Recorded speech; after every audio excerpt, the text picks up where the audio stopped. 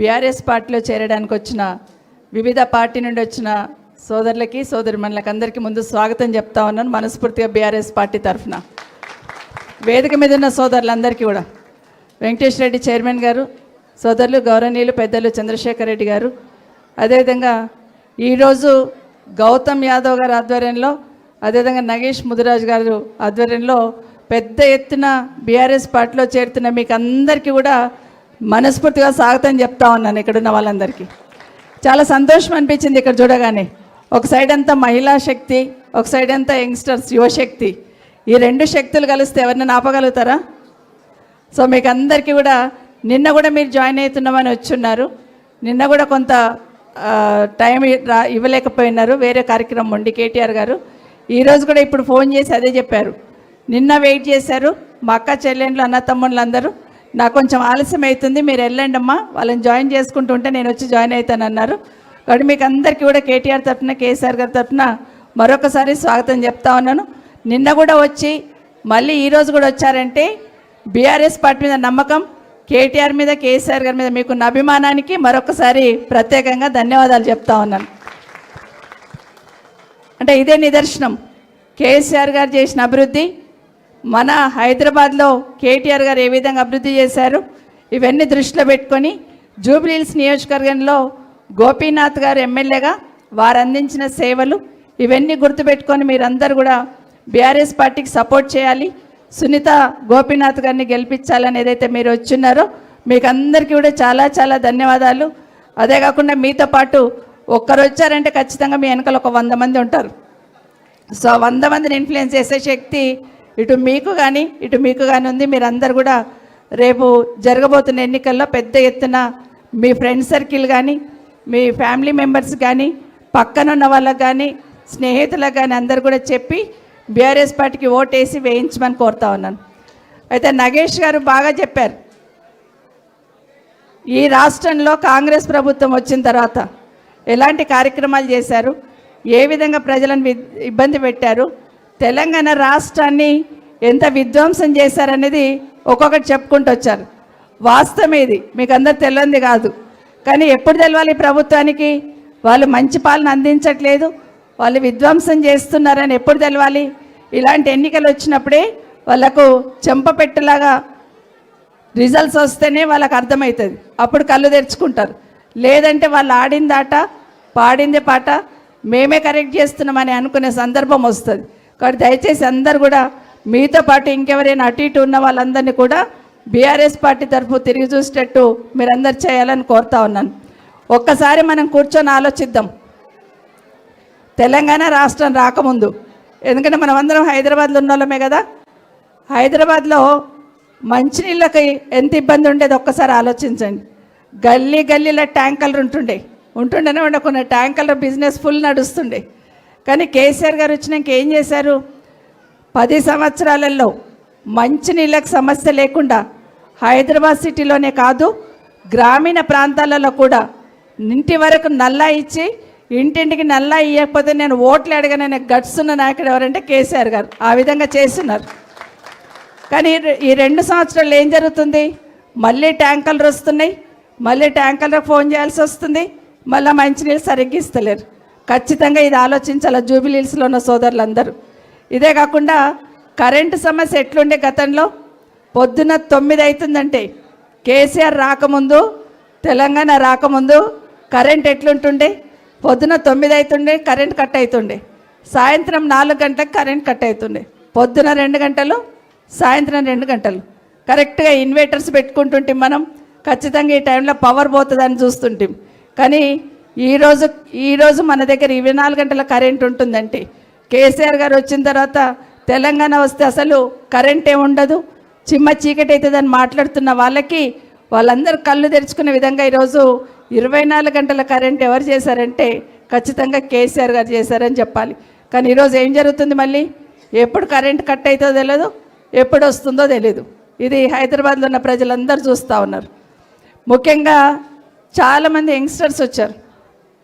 మీకు అందరికీ తెలుసు కేసీఆర్ గారు ఉన్నప్పుడు గురుకులాలు ఏ విధంగా పెట్టారు? దాదాపుగా 1200 గురుకులాలు, పాత గతంలో 200 ఉంటే కేసీఆర్ వచ్చినాక 1000 గురుకులాలు ఏర్పాటు చేశారు. గురుకులాలలో పేద మధ్యతరగతి బిడ్డలకి నాణ్యమైన విద్య అందించేటట్టు కేసీఆర్ గారు చేస్తే ఈరోజు 2 సంవత్సరాలలో గురుకులాలను నిర్వీర్యం చేస్తూ గురుకులాలు ఉన్న పిల్లలకు బుక్కెడు బువ్వ కూడా మంచిగా పెట్టడానికి చేతగాక ఈ ప్రభుత్వం అలా గురుకులాలు ఉన్న పిల్లలు కూడా ఆత్మహత్య చేసుకునే పరిస్థితి ప్రభుత్వం తీసుకొచ్చింది. మరి అట్లాంటి వాళ్ళకి బుద్ధి చెప్పాలి కదా. మనం ఖచ్చితంగా బుద్ధి చెప్పాలంటే ఈ ఎన్నికల్లో అందరినీ కూడా మన బీఆర్ఎస్ పార్టీకి ఓటు వేయించేటట్టు చేయాలని కోరుతా ఉన్నాను. ఇలా చెప్తూ పోతే ఇంకా చాలా కార్యక్రమాలు. ఒకప్పుడు హైదరాబాదు గతంలో ఎట్లుండే ఇప్పుడు ఎట్లుంది, కేసీఆర్ గారు రాకముందు హైదరాబాద్ ఎట్లా, కేసీఆర్ గారు వచ్చినాక ఎట్లా అనేది క్లియర్గా తెలుస్తూ ఉంది. ఒక బ్రాండ్ ఇమేజ్ పెంచే ప్రయత్నం కేసీఆర్ గారు కేటీఆర్ గారు చేశారు.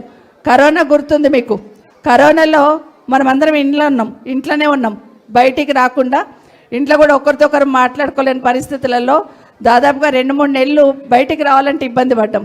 అలాంటి సందర్భంలో కేటీఆర్ గారు మున్సిపల్ శాఖ మంత్రిగా హైదరాబాద్లో దాదాపుగా 42-45 రోడ్లు కానీ బ్రిడ్జ్లు కానీ అండర్ పాస్లు కానీ చేస్తున్నారు.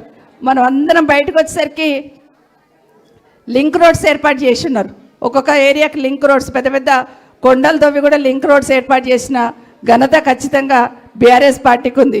అవన్నీ చూసి మన రాష్ట్రంలో ఇదే కాకుండా శాంతి భద్రతలు ఇంతకుముందు చెప్తున్నట్టు నగేష్ చెప్పినాడు, శాంతి భద్రతలు పర్ఫెక్ట్గా కాపాడాడు కేసీఆర్ గారు ఉన్నప్పుడు.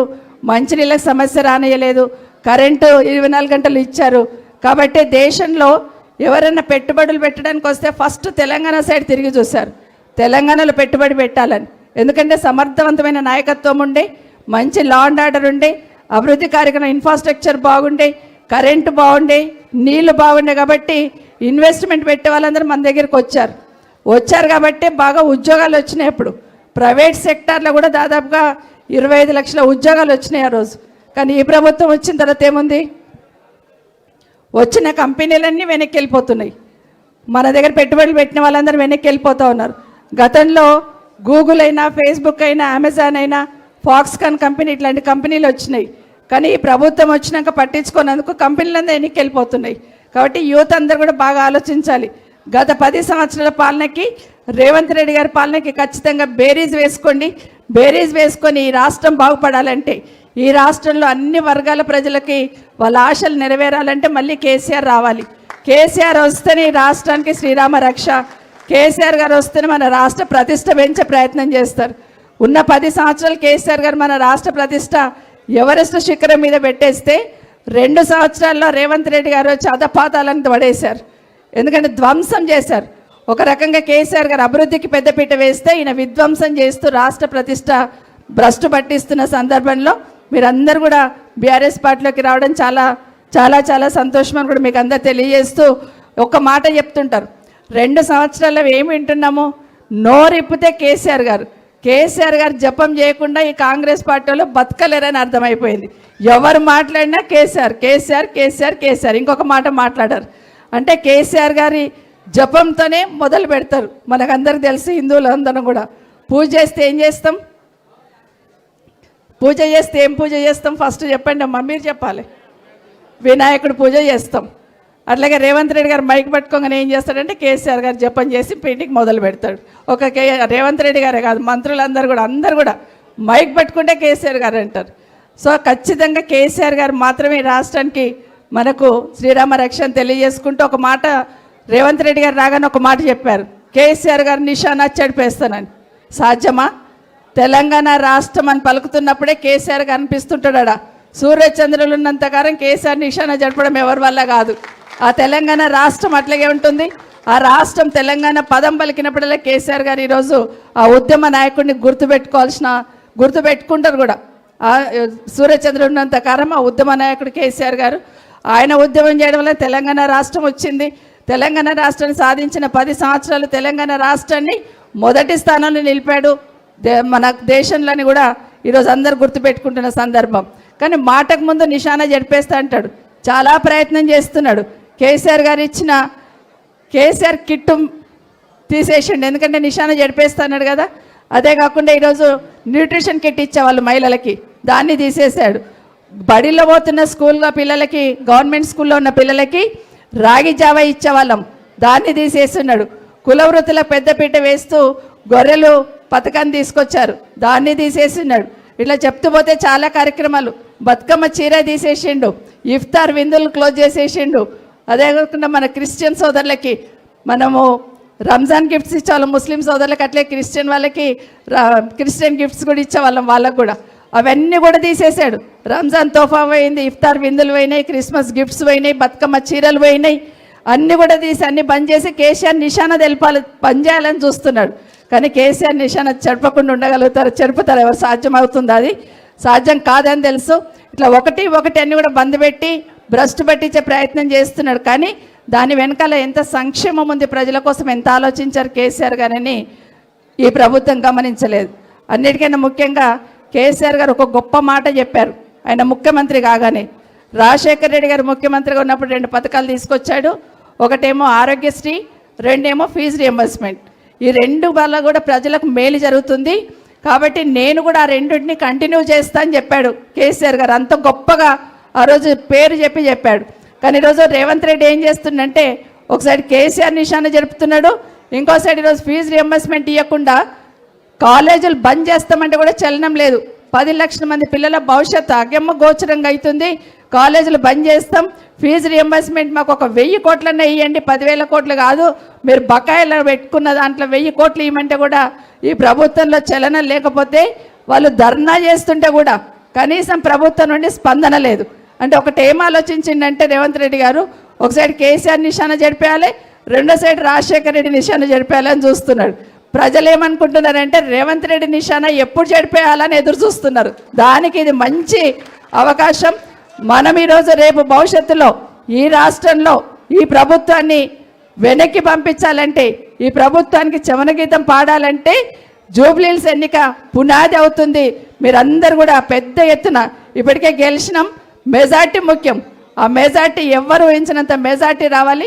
మీరందరూ కూడా బీఆర్ఎస్ పార్టీకి ఓటు వేయించి గెలిపించమని అందరికి చెప్పమని మరొకసారి తెలియజేసుకుంటూ, ఇటు గౌతమ్ యాదవ్ని కానీ నాగేష్ ముద్రాజుని కూడా అందరిని కూడా మరొకసారి మనస్ఫూర్తి అభినందిస్తూ, తను చెప్పింది ధనుజ మీరే కదా, ఒక్కొక్క కేసీఆర్ కావాలి, మీరు ఒకరొకరు ఒక్కొక్క కేసీఆర్.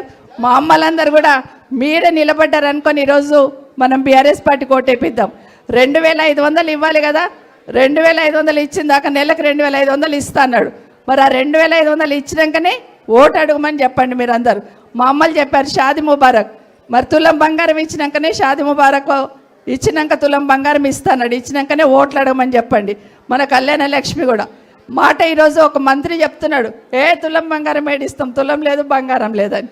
అంటే మాటలు చెప్పి హామీలు అమలుగానే హామీలు ఇచ్చి 6 గ్యారెంటీలు 420 హామీలు అని మోసం చేసిన ఈ ప్రభుత్వానికి ఖచ్చితంగా బుద్ధి చెప్పాలని మీకు అందరికీ కూడా మరొకసారి తెలియజేసుకుంటూ, జై తెలంగాణ, జై కేసీఆర్.